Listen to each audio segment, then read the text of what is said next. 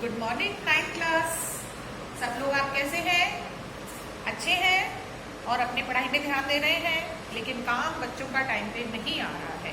Please सब बच्चे अपना काम, होमवर्क जो भी है मुझे अपना टाइम पे सेंड कीजिए, जिससे मैं चेक कर सकूं और आपका नाम लिस्ट में लिख सकूं। अदरवाइज आपका नाम होमवर्क लिस्ट में नहीं होगा जो चैप्टर आपने नहीं किया है। ठीक है, अब मैं आज आपको चैप्टर 4 को कंटिन्यू करते हुए आज पढ़ूंगी आपको how are electron distributed in different orbits. ठीक है, देखिए नील्स बोर ने हमको इलेक्ट्रॉन एटम का मॉडल दिया था, उसके बीच में न्यूक्लियस था और चारों तरफ की उसमें के एल एम एम शेल्स थी। ठीक है, ये तो न्यूक्लियस था और ये शेल थी के, ये थी एल, ये थी एम एंड सो ऑन। लेकिन जो हम इलेक्ट्रॉन्स की अभी इस चैप्टर में स्टडी करेंगे उसमें के एल और एम शेल तक ही है, बस आगे फिर नहीं है हमारे कोर्स में, इसलिए के एल एम शेल तक मैं आपको बताऊंगी। अब मैं ये बताऊंगी आपको कि एक ऑर्बिट में मैक्सिमम कितने इलेक्ट्रॉन्स आ सकते हैं। तो इसके लिए एक फॉर्मूला होता है 2n स्क्वायर और n इज इक्वल टू क्या होता है, number of shell, number of orbit या शेल। तो n का मतलब के शेल जो है वो फर्स्ट शेल है, तो यहां क्या लिखेंगे 2 into 1 का स्क्वायर। तो कितना हो गया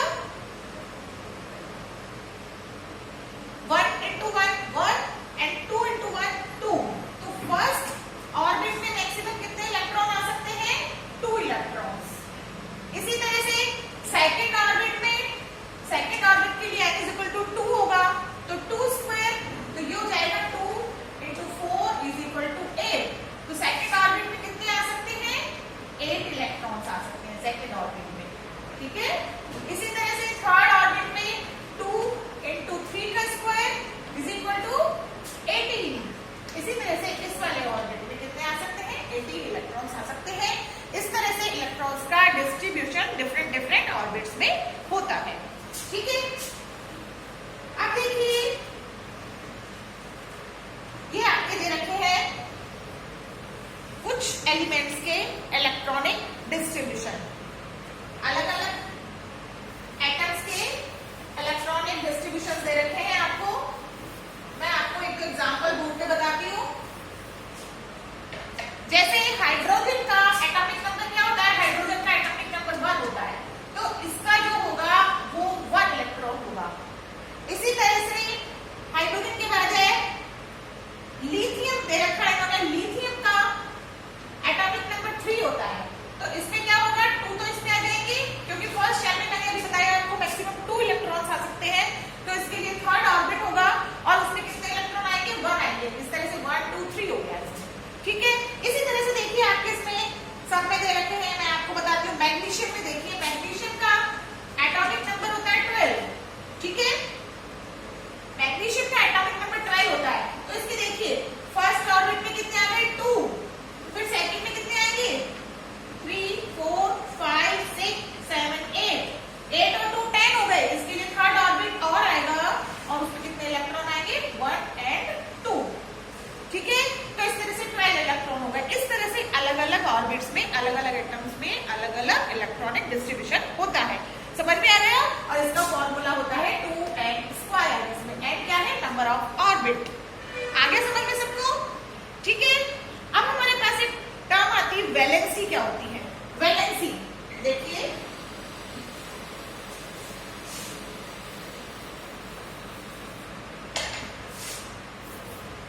वैलेंसी,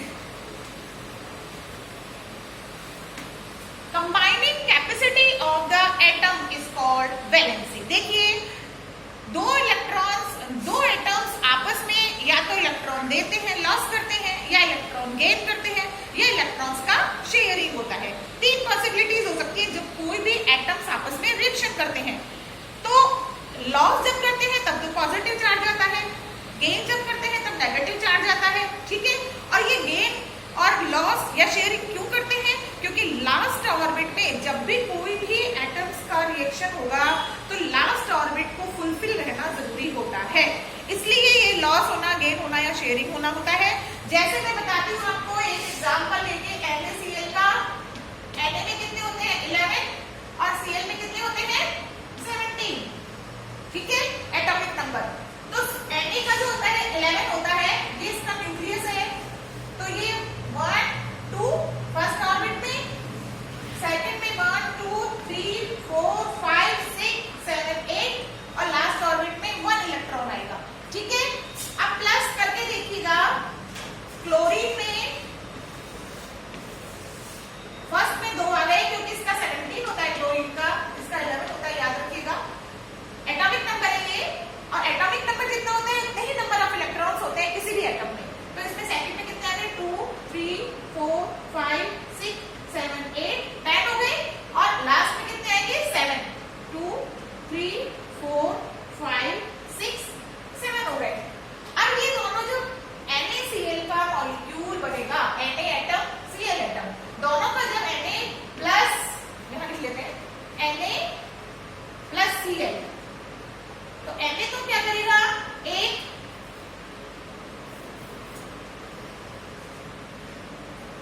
ऊपर लिखते हैं, यहां नीचे दिखेगा नहीं आपको ढंग से, NaCl। तो इसमें Na जो होगा वो तो एक इलेक्ट्रॉन अपना इजीली दे सकता है इसको, अगर एक इलेक्ट्रॉन दे देगा तो इसकी जो लास्ट ऑर्बिट है ये वाली हो जाएगी, तो इसको तो 8 इलेक्ट्रॉन हो जाएंगे, और एक इलेक्ट्रॉन अगर इसको दे देगा, इसीलिए एक इलेक्ट्रॉन इसको देगा तो इसमें लास्ट ऑर्बिट में 7 इलेक्ट्रॉन्स है, तो इसकी ये फुलफिल हो जाएगी, तो ये क्या होगा पूरा, इसकी भी फुलफिल हो जाएगी, इसकी भी फुलफिल हो जाएगी लास्ट ऑर्बिट। इस तरह से Na पॉजिटिव और Cl नेगेटिव हो जाएगा, ठीक है। सोडियम ने इलेक्ट्रॉन लिया, दिया इसको, ये सोडियम है, ये क्लोरीन है, इसने इसको इलेक्ट्रॉन दिया, तो ये तो हो गया सोडियम पॉजिटिव, और इसने इलेक्ट्रॉन एक्सेप्ट किया इससे, इसलिए ये हो गया Cl नेगेटिव। आया समझ में? इस तरह से NaCl का मॉलिक्यूल बनता है। अब इनकी वैलेंसी की बात जहां तक आती है, तो जो कंबाइनिंग कैपेसिटी होती है, कंबाइनिंग कैपेसिटी, सोडियम ने एक इलेक्ट्रॉन दिया तो इसकी वैलेंसी होगी 1, और इसने एक इलेक्ट्रॉन आप देना लास्ट ऑर्बिट में, जरूरी नहीं है देना जो आप लॉस कर रहे हो वही वैलेंसी हो, नहीं, इसमें इसने एक इलेक्ट्रॉन लेने की कैपेसिटी, क्योंकि अगर 7 इलेक्ट्रॉन किसी को देता है तो बहुत ज्यादा एनर्जी वेस्ट होती है, इसलिए ये एक इलेक्ट्रॉन किसी से लेता है, तो इसकी वैलेंसी क्या होगी 1 होगी, इसकी भी, इसकी पॉजिटिव 1 होगी, इसकी नेगेटिव 1 होगी, इस तरह से इनकी वैलेंसी होती है। ऐसे ही मैग्नीशियम में लास्ट ऑर्बिट में 2 इलेक्ट्रॉन्स होते हैं, तो वो 2 इलेक्ट्रॉन देता है और अपने आप को फुलफिल करता है, जिसको देता है वो 2 इलेक्ट्रॉन से गेन करता है, इस तरह से उसकी 2 नेगेटिव वैलेंसी होगी, इसकी 2 पॉजिटिव वैलेंसी होगी। इस तरह से हम वैलेंसी को एक्सप्लेन करते हैं, ठीक है, समझ में आया। अब देखिए हमारे पास अगला टॉपिक है एटॉमिक नंबर। एटॉमिक नंबर क्या होता है? एटॉमिक नंबर होता है जितने किसी भी एटम में इलेक्ट्रॉन्स होते हैं वो उसका एटॉमिक नंबर कहलाता है, ठीक है। अब मैं बताती हूँ आपको, देखिए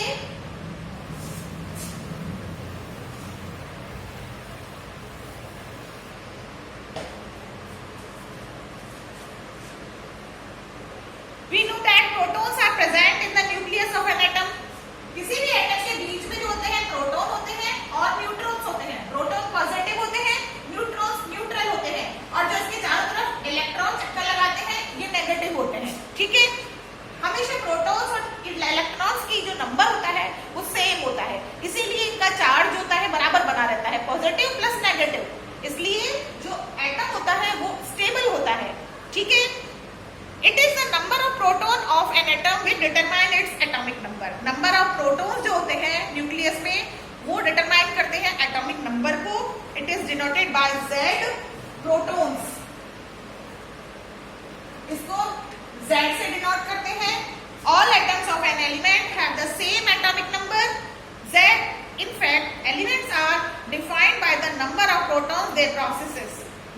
For example, हाइड्रोजन में प्रोटॉन कितना होता है 1 होता है बीच में, इसलिए इसका एटॉमिक नंबर भी कितना होगा 1 होगा। फॉर कार्बन Z=6 होता है, कार्बन में प्रोटॉन भी 6 होते हैं। ज्यादातर प्रोटॉन और इलेक्ट्रॉन्स की जो नंबर होते हैं वो सेम होता है, प्रोटॉन बीच में होते हैं, इलेक्ट्रॉन चारों तरफ चक्कर लगाते हैं, इसलिए चाहे इलेक्ट्रॉन्स को लिख दो एटॉमिक नंबर, चाहे प्रोटॉन को लिख दो, पर वैसे बुक में लिखा जाता है आपके कि जो नंबर ऑफ प्रोटॉन्स होते हैं वो इसका एटॉमिक नंबर होता है। ठीक है, कार्बन में 6 प्रोटॉन्स है तो उसका एटॉमिक नंबर 6 होगा। और मास नंबर क्या होता है? मास नंबर होता है जो इसमें न्यूक्लियस में proton plus neutrons is equal to mass number.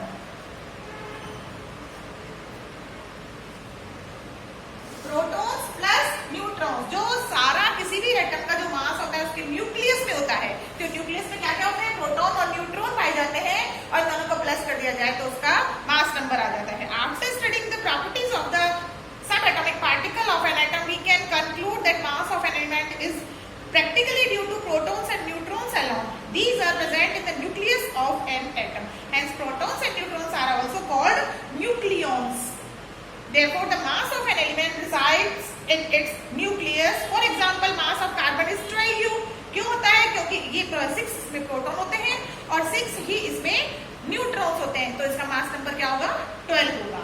इस तरह से मास नंबर निकालते हैं। अब हमारे पास दो टर्म्स आती हैं, आइसोटॉप्स एंड आइसोबार्स। आइसोटॉप और आइसोबार क्या है? देखिए, isotopes, isotopes in nature a number of atoms of some elements have been identified which have the same atomic number but different mass numbers. For example, take the case of hydrogen atom. It has 3 atomic species.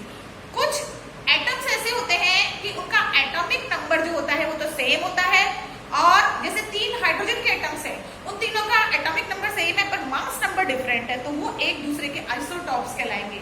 ऐसे ही carbon में भी होता है कि जैसे 3 अलग अलग carbon के एटम्स हैं, तीनों के एटॉमिक नंबर तो सेम है लेकिन उनके मास नंबर डिफरेंस है, तो वो आइसोटॉप कहलाएंगे एक दूसरे के।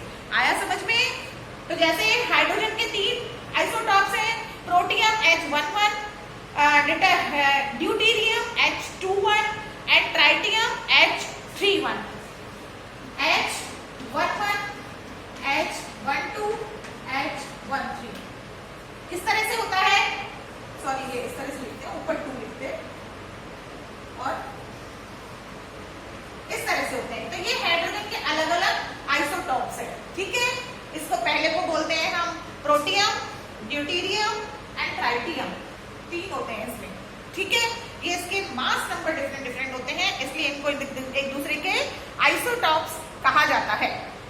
ठीक है, ऐसे ही कार्बन के भी होते हैं। देखिए, कार्बन के कितने हैं? कार्बन 6 होता है और 12 होता है, लेकिन कुछ कार्बन में 6 और 13 होता है, कुछ कार्बन में 6 एंड 14, और कुछ में होता है कार्बन 6 और यहाँ होता है 2 ही आइसोटॉप है कार्बन के, 6 और 14। ऐसे ही इसका बता रखा है इसमें क्लोरीन के 17 और 34, और क्लोरीन 17 और 35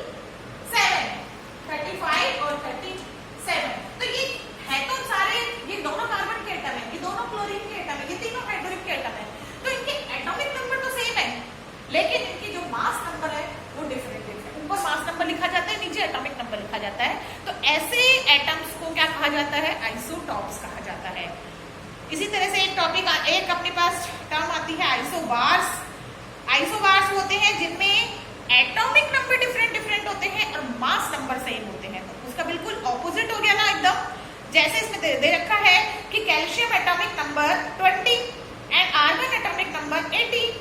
आर्गन और कैल्शियम दोनों का एटॉमिक नंबर अलग अलग होता है। क्या होता है? इसका 20 होता है, इसका 18 होता है, लेकिन दोनों के मास नंबर जो होते हैं वो 40 होते हैं, सेम होते हैं। तो ये दोनों एक दूसरे के आइसोबार्स कहलाते हैं। तो इस तरह से आज अपना बच्चों ये चैप्टर जो है 4 चैप्टर अपना खत्म हो गया है। कोई चीज अगर आपको समझ में नहीं आती है तो प्लीज मुझसे आप पर्सनल कांटेक्ट पे पूछ सकते हैं। बाकी मैं वर्कशीट सारे क्वेश्चंस की दूंगी ही मैं आपको। ठीक है, घर पे ध्यान रखिए अपना, घर पे ही रहिए, अपनी पढ़ाई में ध्यान देते रहिए, सेफ रहिए। ठीक है, okay, thank you, bye bye.